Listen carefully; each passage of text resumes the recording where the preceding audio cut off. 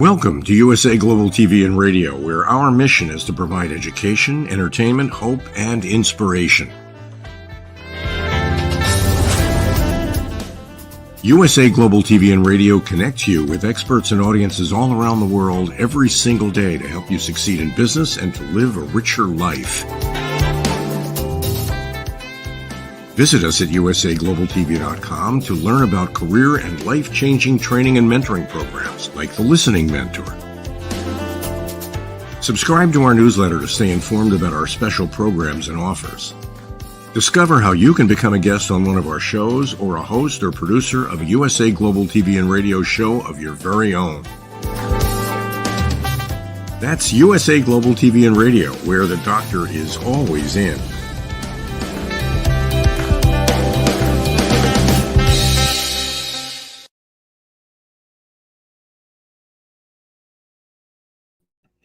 Good morning, good afternoon, good evening, good day. It's nice to have you here with us on USA Global TV and Radio. I'm Dr. JACALYN KERBECK, and our show today is Books, Blogs, and Poetry. And we are super excited to welcome our guest today. We're going to be talking about a number of topics that I'm super excited to learn more about. I just want to share that DIANN FLOYD, my co-host, has the day off, so I will be interviewing our guest myself. So today we are welcoming someone very special who's really touching the lives of so many children and families across the world. His name is Schneider, and his pen name is S.A. Schneider. So he's an author and an entrepreneur. Let's welcome him to the program. Hello. Hi, Dr. JACALYN. How are you? Thanks for having me on. This is great. Thank you so much for being here. Where are you joining us from today? I am in today, sunny Ohio. I'm in New Jersey. It's sunny here as well. And even though there's so much going on in the world, it just feels so good when the sun is out, doesn't it?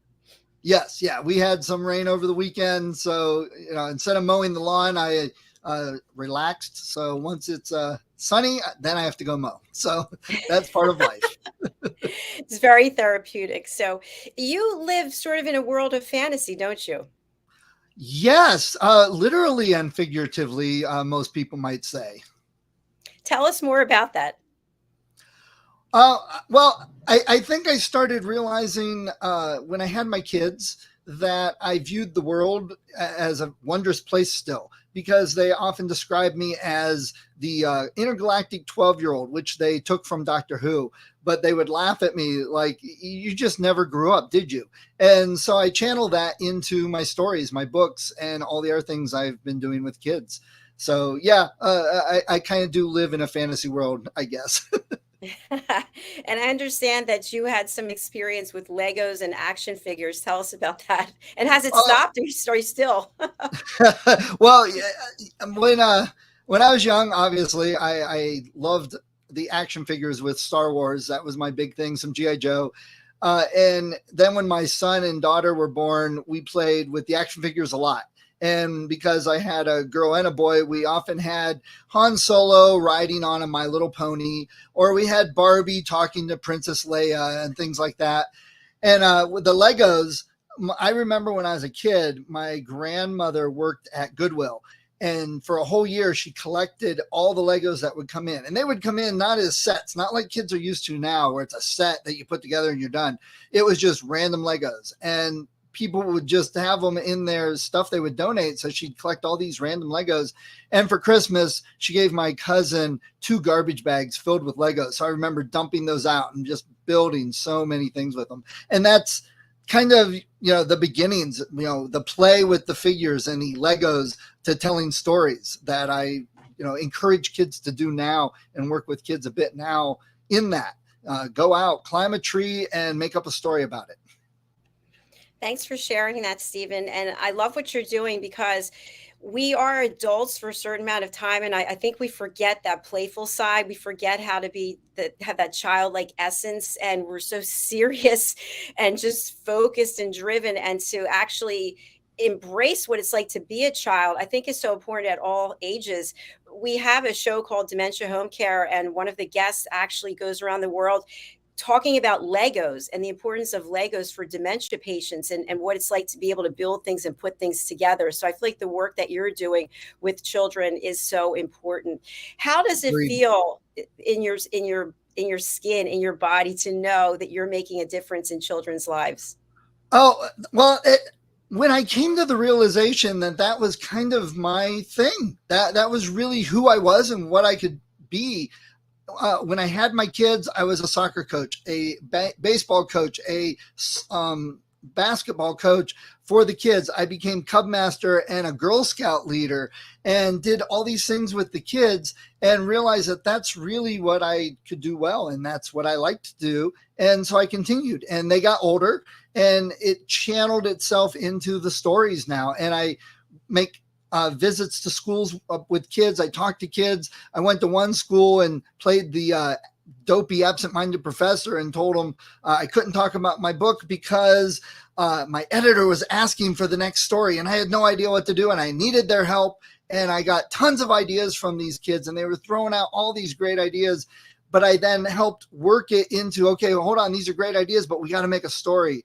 And I worked with them for the 3 parts of a story, the beginning, the middle, and the end, and making sure we got a climax in there so it was a cohesive story. And how do we end this story? And what are the ideas you gave that we could end it? And could we put this idea there? So I made the school visit kind of an educational thing with them. They were excited to help me with these stories that I then wrote and sent back to the school so the kids could actually check out of the library a book with stories that they helped write. So it's just who I am. When I discovered it, realized it wasn't discovered. I thought I needed to be an adult, and I started trying to write action thrillers, and they were horrible, just not good at all, because I should have been writing middle grade fantasy, and it's just what I do. It's who I am. I absolutely love that passion that you have and that commitment. You can see your face completely lights up. And I love the idea that you're actually going into schools. I feel like next to your name, it should be author, entrepreneur, and master storyteller. I think you really should add that because that is master storyteller. I do put purveyor of fantasy on my website, and I like that. And one author I was talking to said, you ought to be the travel guide. You do fantasy, you're the travel guide to fantastical worlds. So many monikers fit, many hats.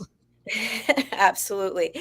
So tell us where, obviously you're a great storyteller, but storytelling is one thing and actually putting it down into a book is something else. So how did this transformation occur, or was it really something you were always good at when it comes to writing?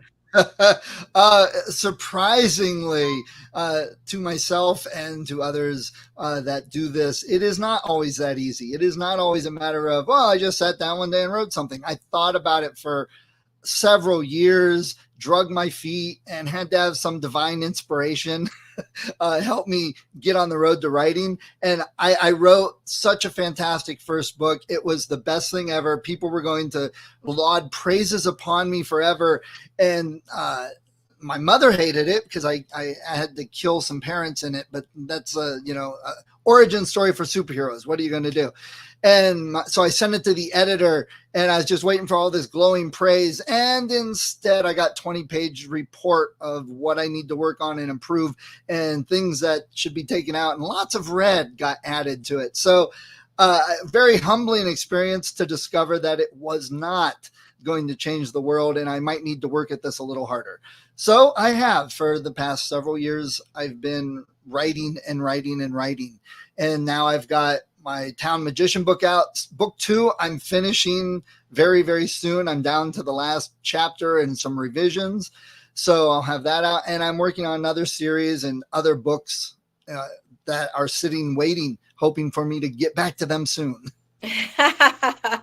I can appreciate that. I'm an author also, and I've got a number of books that are sort of somewhere, but they're not actually going anywhere. But anyway, you not only are an author and helping children in that way through that medium, but you also help through other ways. Tell us about the video games. Yes. Well, that was another discovery of myself. I was at a conference. It was a wonderful conference put on by a couple author friends of mine, Jay Thorne and Zach Bohannon. It was fantastic. All these great authors were there. We had some great speakers, learned a lot. And there were a lot of things that were said that people were like, yeah, I'm going to do that. Yeah, I'm going to do this. And, the excitement of learning these new things. And I enjoyed myself and had a really good time with learning things. But I'm like, what am I learning that I can apply to myself? That's what I've found, that just because people are talking about, oh, this author's doing this and doing wonderful at it, it doesn't mean it's going to apply to me. And I don't even quite remember when the lightning bolt hit, but I was sitting there and looking at Zach Bohannon and thinking about his video game playing. He's a big video game player, and we had talked about some video games. And then it struck me that, oh my gosh, there are stories in video games, and kids can learn to take the stories they tell and apply them to make a video game. And that's what I could teach kids, because places are looking for this. It's a new job out there. Like literally within the last 10 years, this job has become its own position within video game companies in the video game world. And I could help teach kids how to tell stories within video games. They could practice that as a middle schooler, as a high schooler, and have a resume of video games that they've worked on and written stories for, and be able to apply for jobs right out of high school with Blizzard and many other big name companies that look for these type of people to tell these stories, to tell the lines of the NPCs, the backgrounds, the history, the descriptions of things. There are so many parts to this now. And it was like a lightning bolt that hit me, and I went, that's my thing. That's what I need to focus on and work with kids. So I've got some classes this fall over at the rec centers. I'm working on getting into some schools and some other places that I'm getting out there. And the funny thing is, I was focused on middle school, but I'm finding a lot of the younger kids enjoy it, because we use this company called Bloxels, and they actually put little Minecraft-like blocks down, and we take a picture of it and it creates the game right from there. So younger kids enjoy it. And I found that lots of older people enjoy it, not just middle schoolers or high schoolers, but I've got several adults that come and say, hey, I just thought this would be fun to do. And I love video games, and this is easy. It's something I could do, because they don't have to program. They can make a video game without any programming. So we can focus on story. We can talk about story. So it's been a revelation all around working on that. And it's exciting, because I personally like video games. Congratulations. That is exciting. And I'm wondering, when you're speaking about the courses, are you going to at some point create them so they're online so people across the world can have access? That has been a thought. Like a lot of things, I think I've been dragging my feet a bit on it, because I want to make sure if I make an online course, I want to make sure that it has the information that's needed, that's necessary. And it's not just a beginner intro basic thing, which is what my classes are right now, that there's other steps, other things that I can put into an online course and expand upon it. So I'm working on getting there. I think I will. I just need to find the time. I need to refine the whole class, but it's something that's on the horizon, quite probably. Well, good luck with that. Of course, everything's a journey, right? We have our hands full, and it's like, oh, that's a good idea. That's a good idea. I'll get to it. Yes. So. Shiny squirrel. Is it true that you have a wolf? I do. I have a wolf called Hunter. You can see his picture on my website, and we're not 100% sure. He had been from a wolf sanctuary, or somebody had gotten him as a private person. I'm not sure the background, but he has some bones actually missing in his paw. So his right leg bends funny, and they were going to put him down because he wasn't a purebred and he was going to be lame. But my wife rescued him, and now I have a wolf. He's the biggest, goofiest guy. People have this notion, and a lot of it comes from video games. In video games, wolves are always bad. You always attack, wolves will attack you. You guys shoot them. But in real life, they're absolutely not. They're extremely lovable, and he's a goofball. He's also kind of a coward. We've got cats, and he's like dominated by the cats. But his fur is so soft, and he gets so excited and wants to play with everybody and love everybody, and he'll roll over and pet my belly. He's just the biggest, goofiest guy. He's just a big wolf. He's like 75% Sarloose is what the estimate is, but I can't really tell you. So how long have you had him? 6-ish, 7 years, something like that. Oh, a long time. So he's really part of the family. That's beautiful. Yeah, he's a good boy. You gotta. I'm afraid if he gets loose, that someone's going to shoot him. That's always a fear, even with tags and all that. But he is an escape artist. We got to watch, because if we just put him in a normal type pen, he will chew through the wire. He will dig under it. So it's very difficult to take care of him sometimes and care for him. How is he in the house? Is he attacking any furniture like dogs? No, he's outside mostly because he will come into the house, but he gets restless and he will chew things up. But he's so big, he wants to run and play. So he goes running and he'll literally like jump on the dining room table and smash the chandelier, knocking things everywhere. He has no problem. Like when he runs and slides, he'll slide into the couch. The couch hits the lamp falls over and breaks on. So he's very destructive without meaning to be always. And he doesn't like staying inside. He likes getting out. He likes being out for the most part. And people are like, well, you get worried about him in the weather, especially winter in Ohio. I'm like, are you kidding me? You know how many times I've woken up in the morning, gone out to take care of him, and he's lying on the ground, not even in his doghouse, not in any protection. So yeah, you don't have to worry about him in the winter. He's fine. Well, we're going to take a look at your website in a moment, but do you happen to have your book there that you can show our audience and then read from it? Well, I wasn't prepared for that. I need to get off camera for one moment. It's over there. Give me 2 seconds. Nope. Yeah, no problem. So while we're waiting for Stephen to get his book, we'll just let you know that if you're interested in being a guest on any of our shows, please go over to our website, which is usaglobaltv.com, and you can book your session. Okay, we're back with Stephen right now. All right. Hello, welcome back. So this is Embracing the Magic, and you can see I have a big picture of it.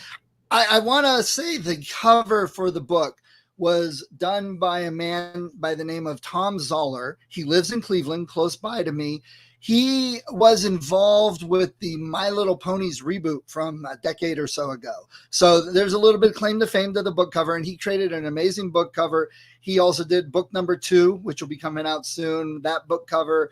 And I'm hoping to get him to do book 3 and 4 when those come out. So, all right, time for glasses, because we may be young at heart, but you want me to read? How much do you want me to read? It's your show. You go ahead and read as much as you want. Well, I will read. This is the beginning of chapter 3, where Samuel, who's our main character, comes into the picture. Before that, it's kind of a prequel. So, ta-da! Samuel cringed as Rory called out from the stage and whipped his cape so it wrapped around his legs. A pigeon flew from the performer's outstretched hand, exposing the hidden pouch that once held the bird. No one else reacted to it like Samuel. Please let them realize how fake these tricks are. His shoulders sagged when everyone around him erupted into applause and more cheering. Cheering? This got worse with each performance. Rory performed simple tricks using sleight of hand. He did them well, but they were still fake magic. Why did everyone believe they watched real magic? Samuel didn't cheer. He stood on tiptoes amongst the rest of the audience, crowded in front of a raised platform. Purple material hung as skirting around the stage. Other magicians didn't hide what was under the stage. On stage, Rory set the hat, the fake hat, on a small table and bowed once again. When a group of young ladies near the front sighed loud enough for those in the back to hear, Rory straightened and blew them a kiss. They giggled and pretended to catch it. Samuel rolled his eyes. Girls, if he could do magic, he wouldn't do it for the girls. Rory dressed like a town magician, but his clothes weren't as fancy as most. A few mended tears and worn patches on the knees made it clear Rory's clothes had been used for several years. His cape, while clean, didn't glitter like the more expensive town magicians who used the best hand-woven material. Even his first outfit didn't look as nice to Samuel any longer.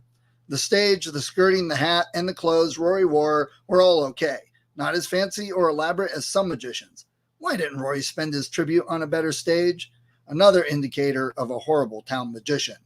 Oh man, why do I keep coming to these? Coins clinked as they landed on the wooden performance stage, accompanied by shouts of huzzah and another. He envied the money Rory made from his shows. Magic performance was better than trying to sell his vegetables at the market, though his father wouldn't agree. Samuel stifled the thought as Rory, the fake magician, spoke. You want more? Rory called from the stage. He shoved a strand of his black hair from his eyes as he stalked back and forth, arms raised, a grin plastered on his face, showing all of his teeth. If the crowd's cheers died down, he would lift his arms or take some other stance and elicit more shouting. Samuel had grown tired of this act. Other town magicians would laugh at Rory's amateurish display. In their towns, they performed impressive feats of magic to keep the crowd entertained. Rory didn't perform real magic. Instead, he relied on trickery and fooling the audience. Rory strode to the edge of the stage. The villagers drew in a collective breath while waiting for the next great wonder. Samuel's shoulders slumped more. He also wanted something wondrous, but magic was denied to him. He couldn't channel magic, and his town magician couldn't perform real magic. Rory's fakery made him mad and a little sad for the other villagers. They thought they were getting a real magic show, but received this instead. Why didn't anyone spot the truth? Stupid adults. All right, we'll stop there. That sounds good. Congratulations. That's fantastic.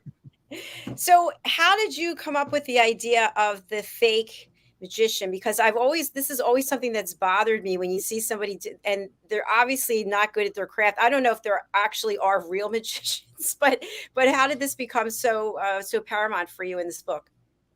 Well, that's the thing. In Samuel's world, it's a medieval fantasy setting. In Samuel's world, there really is magic. People can channel magic and do magic, cast spells. And in days of old, they would be the protectors of the town. But because they've done so well, most of the monsters have gone away and they don't need to protect the town as much. So now they do tricks, and the better the performance, the more people that want to come, and they hold a market. And the more people that come and go to market and sell, it helps the town grow. It's a simple system that their world is built upon. So the idea for the book, near me is Kent State University. Not Kent State, but there was a group that did a Wizarding World weekend many years ago now. They basically based it on Harry Potter, and they would have vendors and they would have all sorts of things devoted to the magic, people dressed up in a parade and all sorts of activities and a big festival. And I said, you know what? I want to push myself and get a story that I can set up at an author table to have a place at this Wizarding World.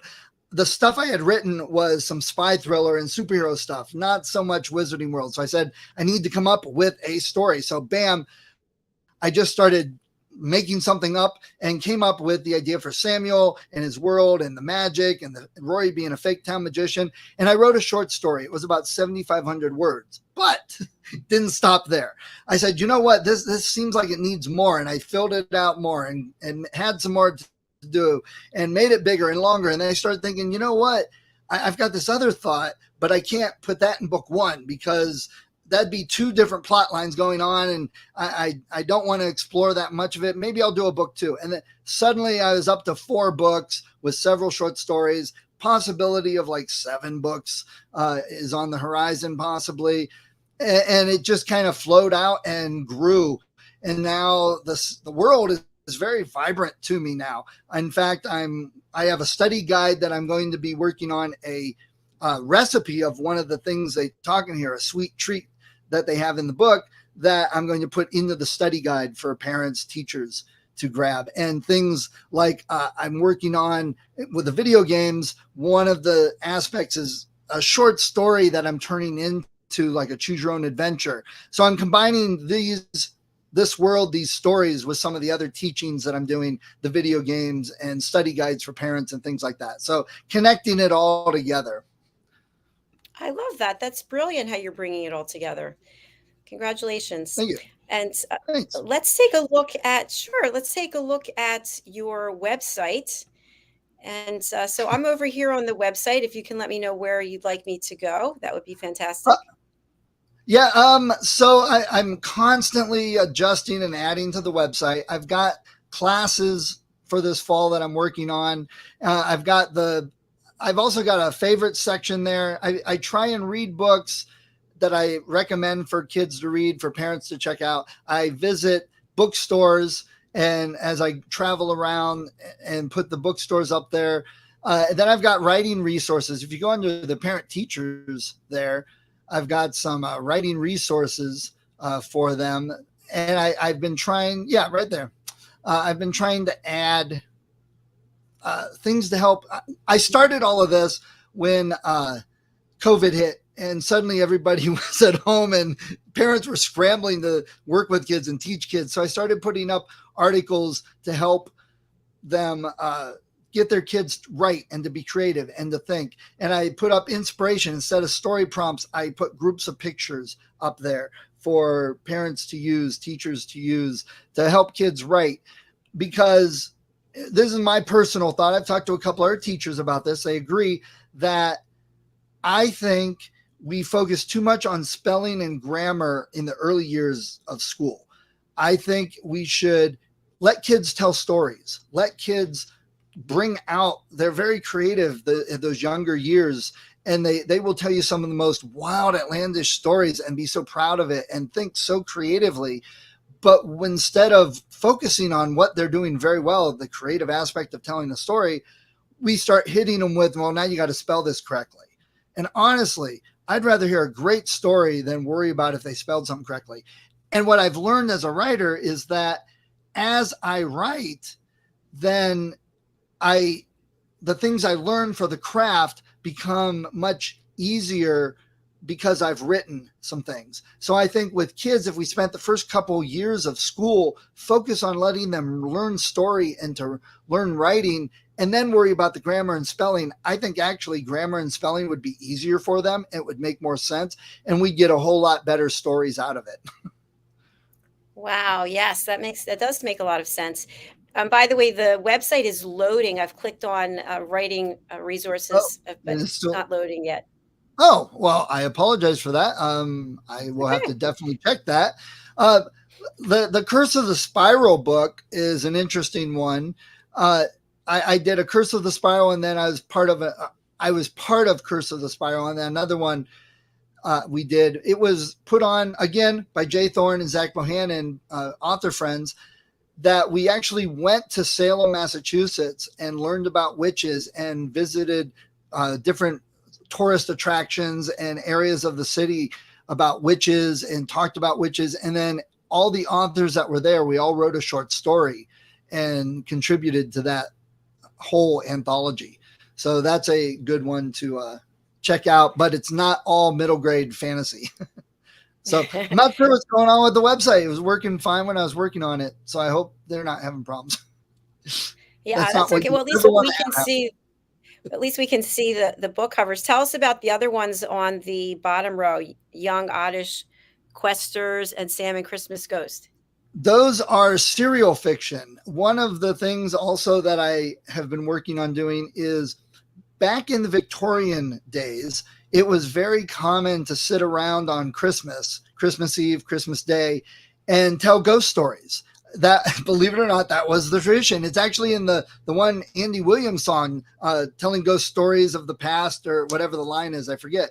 And I never thought about that line until I started looking into it, but people would tell ghost stories. That's where Charles Dickens wrote his most famous, Christmas Carol.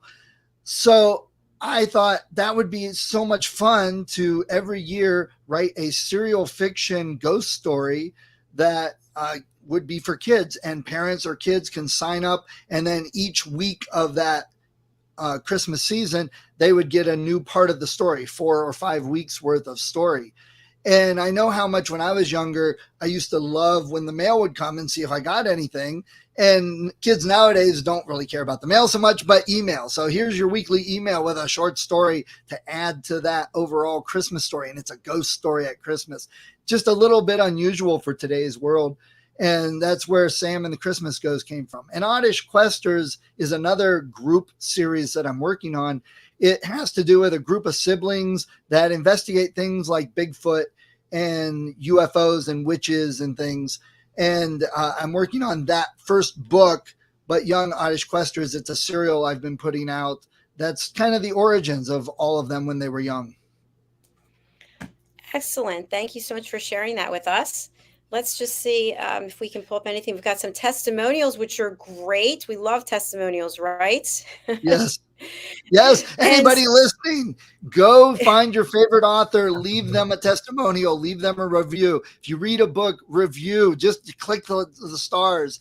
That, I mean, is so helpful for authors. You wouldn't believe how great that is. Once you hit so many reviews, so many people have read it and clicked on it to give it a rating, it helps in the promotion by the algorithm on Amazon. So just by doing that 5-second little thing, clicking on one of those stars, you could help your favorite author. So I encourage everybody listening, whatever books you've read in the last year, go make sure you give them ratings.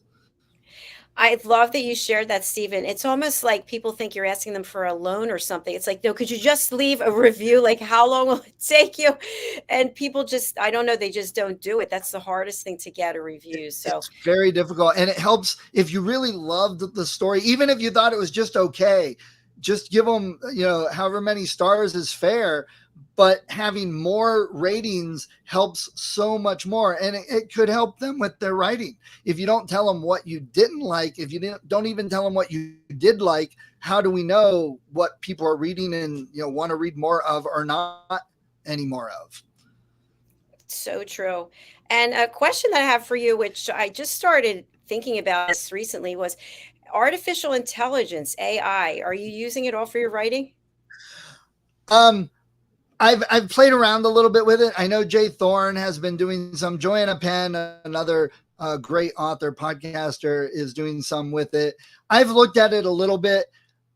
I haven't delved into it a whole lot because I've got several story ideas. I've got several books already planned. I don't feel I need it at the moment, but it is, for me, interesting to use if I need ideas. It's a great thing to help with ideas, to bounce things off of. It really is like talking to a partner if you approach it the right way, to get some ideas to get rolling and get going, or you're stuck and you need the next thing. But I am working on a thing so I was involved with Cub Scouts and Boy Scouts, and I know the Cub Scouts every year do a week-long summer camp. And at the end of that week, they do a campfire. And I said, I should go and offer to do a storytelling. The guy comes with the guitar and plays, I'll go and tell a story. And I've got some stories that we used to tell when I was in Scouts myself. And then I thought, similar to what I did with the author visit with the kids, where they helped me with ideas, I thought, let me promote this as the live chat GPT AI storytelling. So essentially I get up there and I'm like, okay, somebody give me an idea. They give me an idea and I start going with the story, and then I stop. I'm like, okay, what happens next? And they give me an idea right from the campfire audience. And I just tell the story with the idea they have. And we grow the story live while we're at the campfire. And I'm like, I love that. It fits right in with my brand, where without realizing it, they're learning about storytelling and having a great time. Because when you're live like that with people on a stage, you want to have fun. You want to goof around. So the stories can get, especially with kids, man, let me tell you, they will throw the wildest things out at you just to try and mess you up, but you roll with it. As long as it's, acceptable in that realm, you just go with what they have and make it the weirdest story ever. And they laugh and love it. So that's, my AI connection at the moment that I'm using. Thanks for sharing that. I love it. I found it to be really helpful for writing my LinkedIn profile bio, for my YouTube channel. There's a lot of things you can ask it. It really frames things up. You might have to go back 3 or 4 or 5 times to get it exactly the right way. But it is like having a team of people that you can use that are they're there to help you, and it's free. So I love it. But I want to bring up. Oh, I'm sorry. One of the things I learned with AI, I'm a computer guy. I've been a computer guy forever. I've used search engines clear back from Yahoo in the 90s, So I've really gotten a good skill set of using search to get what I want, refining it, putting the right search down. So when I first started using ChatGPT and some other AIs, I was treating it like a big search engine, and it doesn't need to be, it shouldn't be. You can really talk to it. It's almost like you have to lead it by the hand a little bit and help guide it to get the responses in the direction you want. but then the things it can give you and help you with, and the ideas that you get from it are extremely interesting sometimes. So that's just my computer guy little help there. Treat it like it's a chat and not so much like it's a glorified search engine or just something that's giving you facts. It really can be a good, useful tool to bounce things off of when you don't have anyone else to talk to about it. I'm sorry, I interrupted you. No, that's great. Thank you. That was really valuable.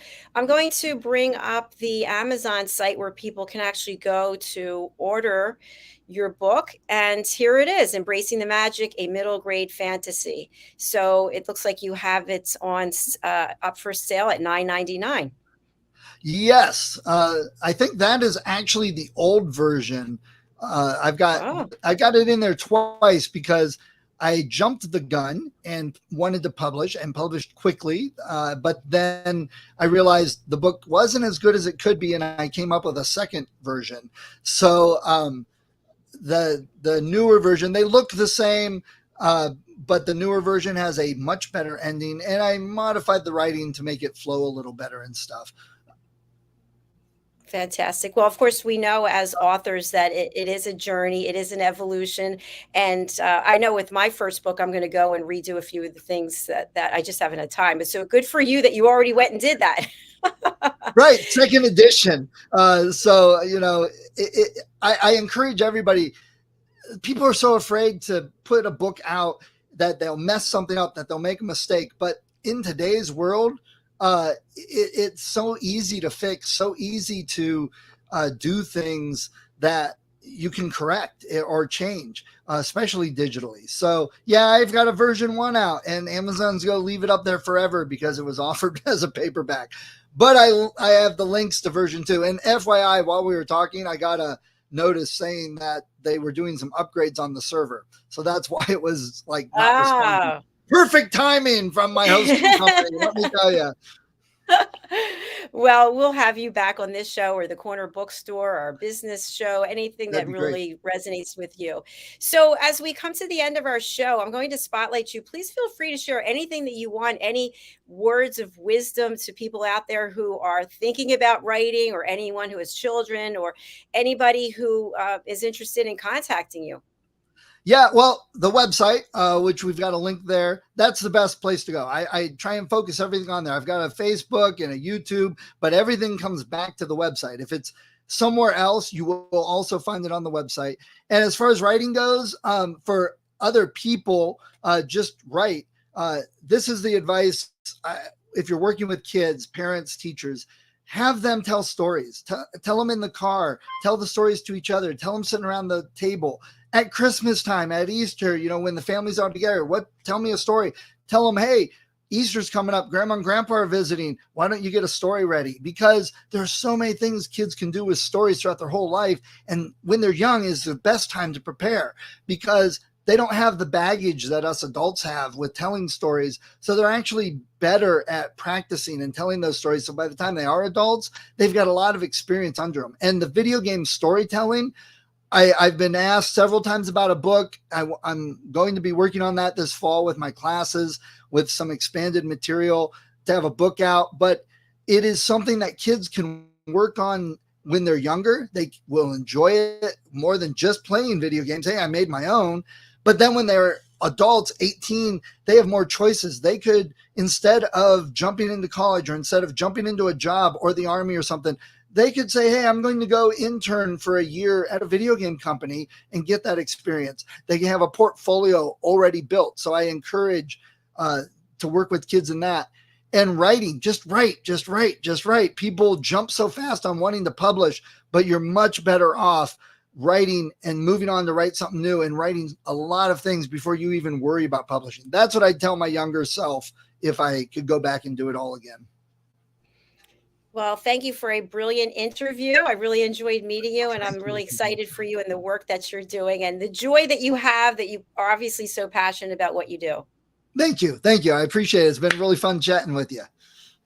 Thank you. Well, please do come back and see us again. Will do. Thank you. All right. Bye for now. Bye. And thank you everyone for watching, for listening, whether it's on the live or the replay. We really do appreciate you as we continue to grow our platform. We're going to hear from DIANN FLOYD BOEHM right now, a testimonial. She is the co-host for this show, but as I mentioned, she has the day off. And then we're going to watch one of her sponsorships. So let's take a look. And we'll be back with our next show, which is World Jenny's Day Updates Part 4. Stay tuned. Hello, I'm children's author DIANN FLOYD BOEHM, and I am co-host for several of the USA Global TV and radio shows. I joined because of the purpose of the USA Global TV and radio. They provide content for the viewers and listeners, an opportunity for people around the world to have their own show or even be a guest on an existing show. We truly believe in helping others get their positive message out to the world. We also have the opportunity for the listeners. You can watch on several platforms, and on YouTube, you can ask questions and even give a comment. We absolutely love it. I love being part of the USA Global TV and radio because I love positive messages. And who doesn't? And we need more of that in the world. We are a family, and we hope you will join us and become part of the family too.